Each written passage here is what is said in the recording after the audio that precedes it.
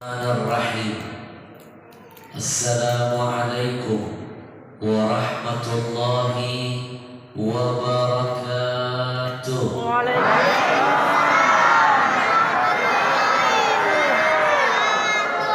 Innal hamdalillah wassalatu wassalam ala Rasulillah wa ala alihi wa ashabihi wa man wala wala haula wala quwwa illa billah. Allahumma salli wa sallim wa barik wa karrim wa azim ala sayyidina Muhammadin wa ala alihi wa ashabihi ajma'in, amma ba'du.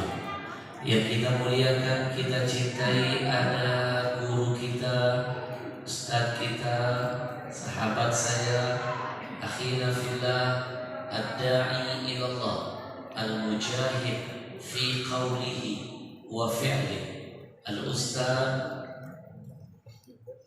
Abdul Basit, hafizahullah wa nafa'na wa bi'ulumihi fid daraini amin. Indo saya baru diajarin Ustaz Basit. Ambon wasilah beliau saya diculik ke sini, masuk berjumpa dengan semua jamaah di sini. Ini ketentuan takdir indah di antara kita. Bapak Ibu, walaupun hanya satu hari mendadak, walaupun satu hari, percayalah rencana Allah pasti lebih indah. Hari ini, malam ini, harusnya saya agendanya tabligh akbar di Kota Baru. Tahu Baru? Sebelah Lama baru. Tahu Baru? Hari ini saya ada 3 acara di Baru, 3 acara, pagi, siang, malam. Tiba-tiba 2 hari yang lalu camatnya membatalkan sepihak. Baliho sudah tersebar, jamaah sudah menanti. Wallahu a'lam, kita tidak tahu. Allah punya rencana, jamaahnya marah.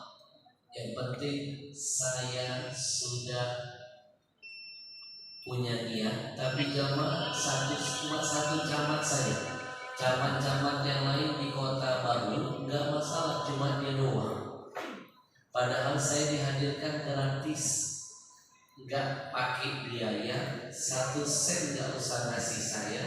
Yang menghadirkan saya ada komunitas Riau Indonesia Mengaji. Tadi mereka di belakang saya terlambat datang, tapi subhanallah, saya WA Ibu Wali Kota Parit, Ibu, saya nggak jadi ke Baru, besok saya kosong. Ibu Wali Kota dengar saya kosong langsung, Habib, saya minta 2 acara, pagi, siang dan sore, di Dinas Pendidikan dan Rumah Sakit Parit. Malamnya kosong. Diajak beliau ke sini. Maka percayalah, manusia boleh punya rencana. Jangan lupa, rencana Allah pasti lebih indah. Mungkin saya nggak pantas hadir ke wilayah Pak Camat. Allah hadirkan saya wilayah lebih baik orangnya, lebih mulia, dan lebih mengharapkan kehadiran saya. Padahal balihonya sudah terpampang, tapi Allah menunjukkan mana yang pejuang-pejuang agama Allah. Betul? Betul. Saya mau tanya Bapak Ibu, percaya nggak rencana Allah pasti lebih indah dari apapun yang sering kita rencanakan? Percaya? Percaya. Belum kompak.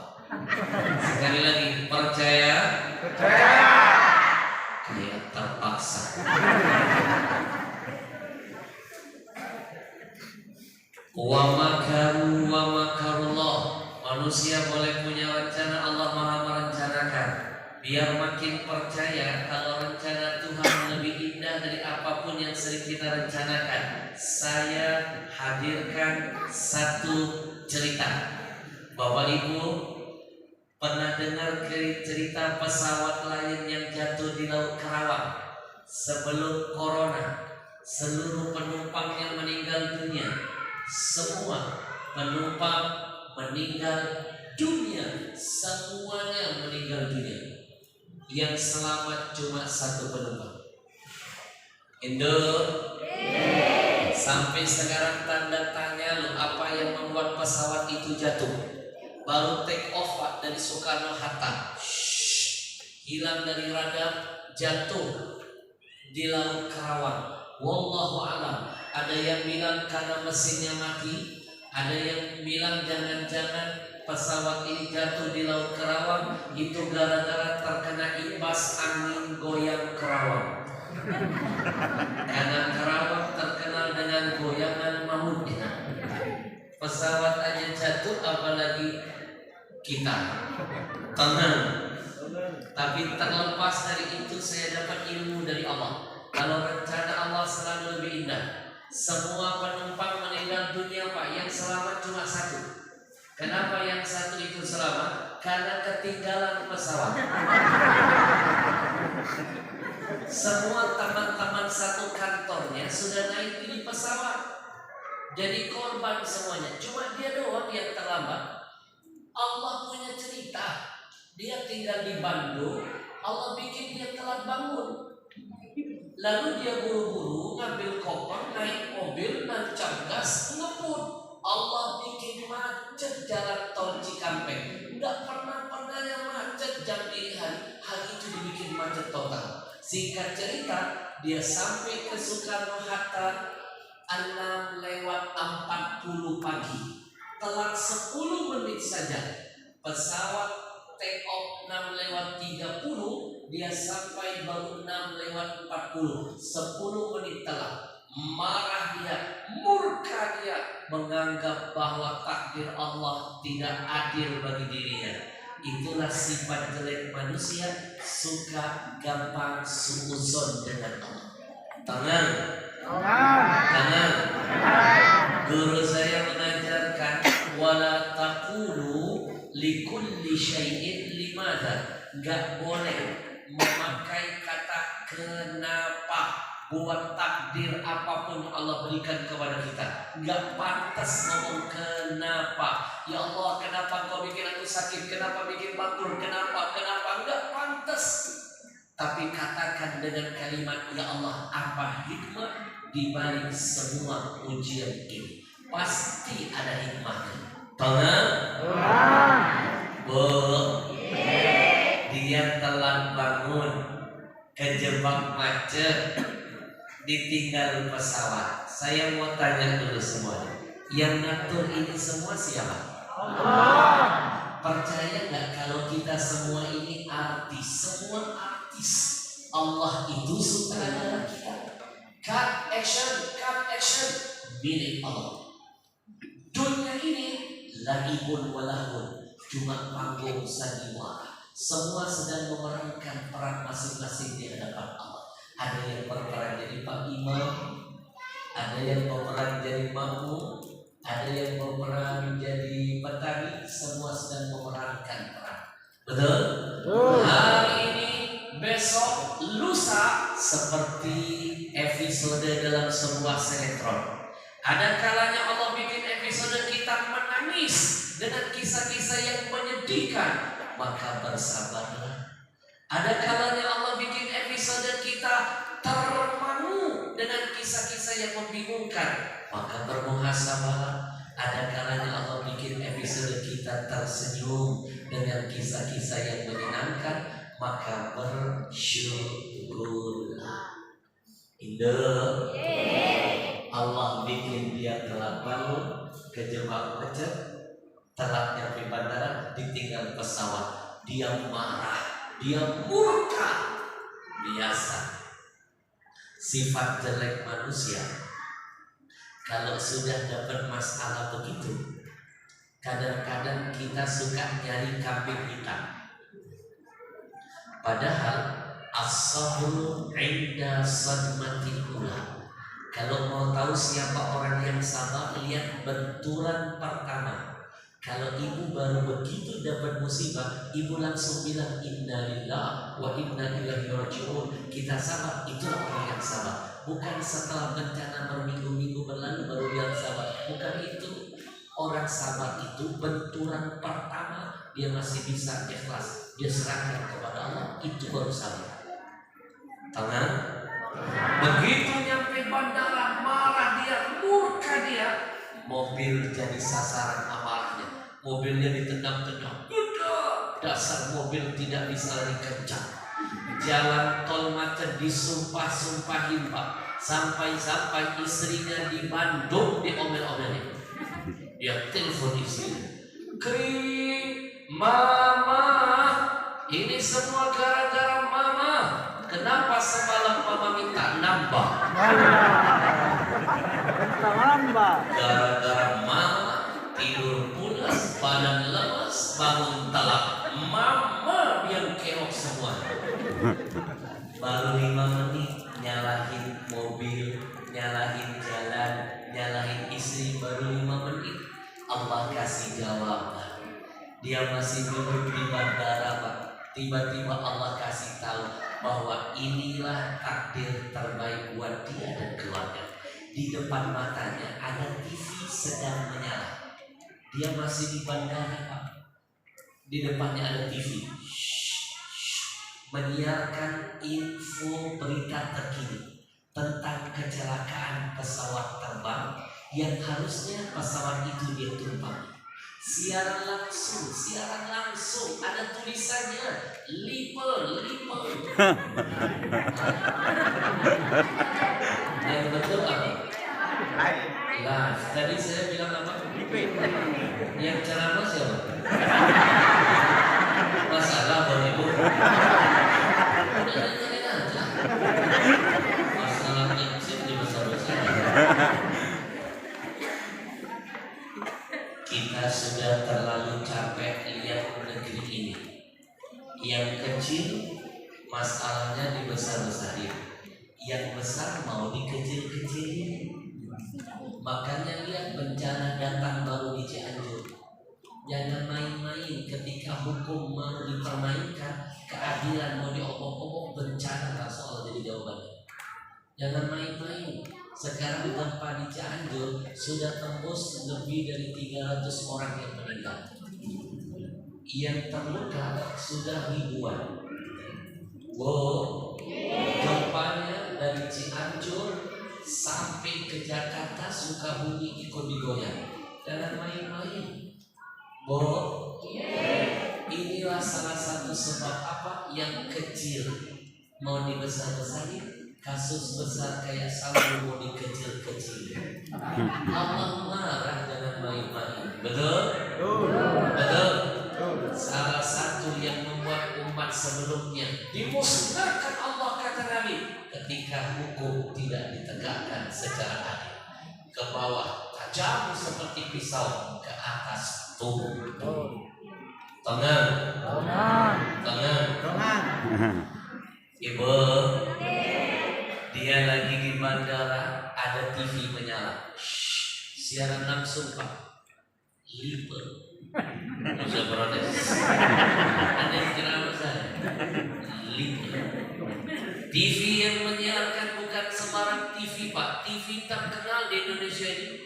Ada namanya juga tertulis. TV One. Bisa protes. Jangan protes. Oh gimana protes. Apa isi beritanya Pak? Pesawat Lion yang harusnya dia tumpangi bersama teman-teman satu kantornya hilang dari radar, dipastikan jatuh di Laut Karawang, diyakini semua penumpang meninggal dunia. Mendengar berita itu, dia langsung sujud syukur. Ini hikmah telat bangun, ini hikmah kejebak macet, ini hikmahnya ketinggalan pesawat. Dia langsung menangis meraung-raung dan badan tubuhnya bergetar Pak. Bahasa Inggrisnya tindre.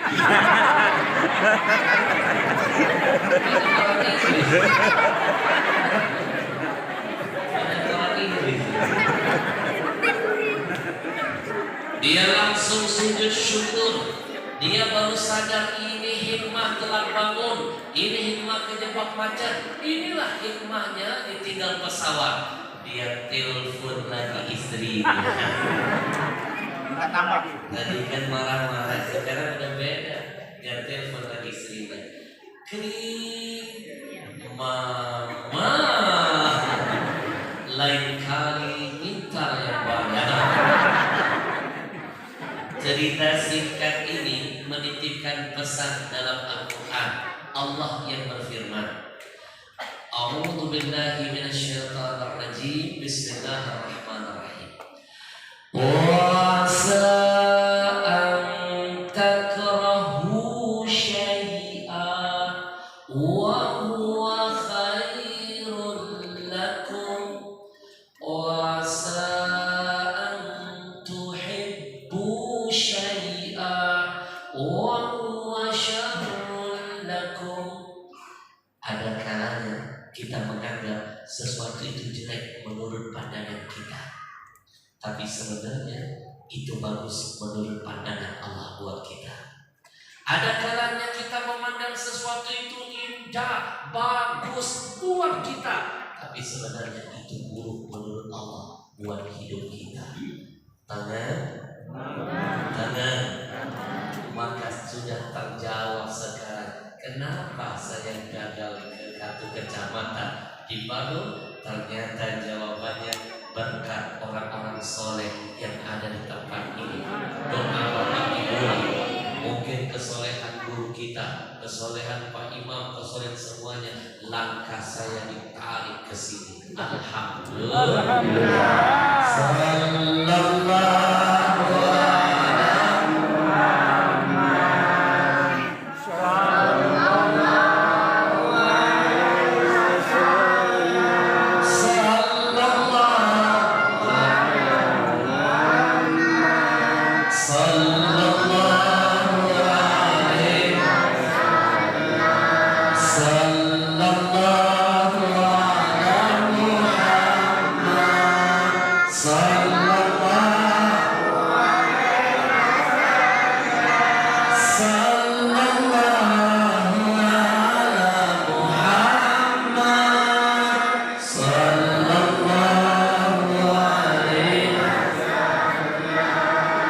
Izinkan saya memberikan salam penghormatan kepada keluarga besar Masjid. Ya itu maksudnya. Kita agak repot. Wabil khusus untuk orang tua kita, ayahanda kita, Bapak Imam, Bapak Haji Safarudin, dan segenap orang-orang tua lainnya, kita doakan Allah panjangkan umurnya. Amin. Allah berkahi hidupnya. Amin. Allah jaga semangat istiqamah ibadahnya. Amin. Ya Rabbal Alamin. Saya titipkan ilmu tambahan malam ini. Jangan malas-malas menjawab amin, amin, amin. Setiap kali telingamu mendengar doa kebaikan keluar dari mulut siapapun, ad-da'i wal mu'ammin syarikani fil ajar. Orang yang berdoa dan yang ikut mengaminkan doa, dua-duanya dapat pahala yang sama, dua-duanya dapat berkah yang sama. Ketika yang berdoa, doanya diijabah, yang ikut mengaminkan dapat bagian yang sama. Amin. Terlambat. Saya titipkan ilmu berikutnya. Kenapa orang-orang tua seperti Pak Imam dan orang-orang tua lainnya harus didoakan panjang umurnya? Dengan panjang umurnya maka panjang berkah buat kita. Amin. Amin. Mana dalilnya? Al-barakah ma'a akabirikum. Kata Nabi, keberkahan dari Allah akan turun dalam hidupmu manakala masih ada orang-orang tua di sekeliling. Kampung ini saya pastikan terasa berkah kalau masih ada yang sepuh-sepuhnya. Kampung ini akan terasa gersang, hilang berkahnya kalau orang-orang tua sudah satu persatu wafat dan dihilangkan Allah. Amin. Rumah kita terasa berkah orang tua kalau masih hidup di tengah-tengah kita. Tapi kalau orang tua satu persatu meninggalkan kita, rumah terasa berkah hilang, gersang yang datang. Maka sekali lagi jangan bosan-bosan doakan orang-orang tua kita, mudah-mudahan Allah panjangkan umurnya. Amin ya Allah. Bapak Ibu yang saya muliakan, saya tidak sendiri. Saya bersama anak-anak muda yang luar biasa, muda usianya, mantap jihad. Mereka menamakan dirinya Komunitas Riau Indonesia Mengaji. Mereka lah yang menghadirkan saya safari dakwah di Sulawesi Selatan ini. Bulan depan saya dikirim mereka ke Bangka Belitung. Bulan ini saya dibawa ke sini. Berawal dari Kabupaten Enrake. Hendrika. Ada lagi ya? Hendrika. Yang itu loh. Yang ceramahnya.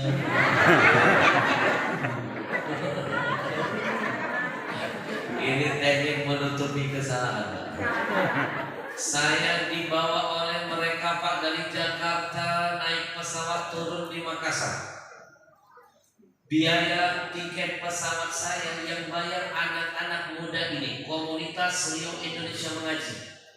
Setiap tempat yang saya datangi, termasuk malam ini, nggak usah repot-repot bayarin tiket pesawat saya. Yang bayar mereka. Dan tiket pesawat sekarang mahal.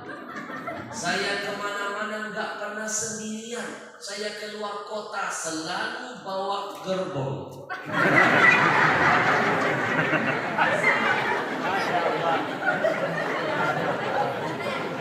Saya kemana-mana nggak pernah sendirian Pak. Saya bawa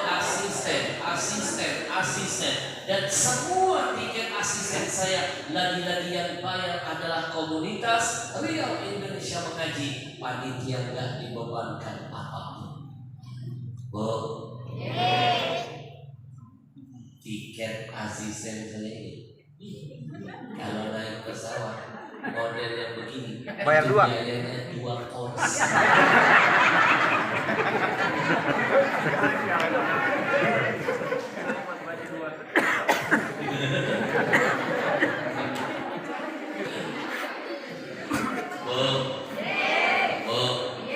Saya kadang-kadang kasihan Pak kalau asisten saya naik pesawat transit. Otomatis pesawatnya kecil, kursinya sempit, asisten saya sering terhimpit. Tapi untuk ada pramugari yang berbaik hati, dari jauh pramugari melihat asisten Habib Al-Hashim terhimpit duduk di kursi, pramugari mendekat lalu menawarkan solusi. Luar biasa pramugarinya, baik betul, langsung menawarkan solusi. Pramugarinya mendekat berkata kepada asisten saya, "Abang, kalau seandainya abang susah duduk di kursi ini, bolehkah kami tawarkan solusi buat abang? Abang kami bagasikan saja."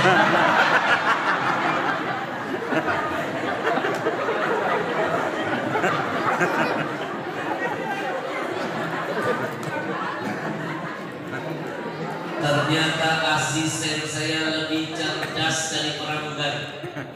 Dia jawab omongan pramugari. Dia jawab solusi pramugari dengan meminjam bahasa iklan rokok yang lagi ngetop di TV. Apa kata asisten saya? Solusi buat lo, masalah buat lo.